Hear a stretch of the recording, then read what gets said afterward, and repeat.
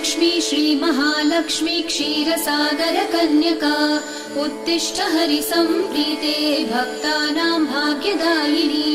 श्रीलक्ष्मी श्रीमहालक्ष्मी क्षीरसागरकन्यका उत्तिष्ठ हरिसम्प्रीते भक्तानां भाग्यदायिनी।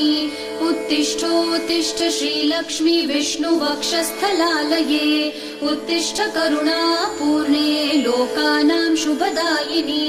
उत्तिष्ठोत्तिष्ठ श्रीलक्ष्मी विष्णुवक्षस्थलालये उत्तिष्ठ करुणापूर्णे लोकानां शुभदायिनी।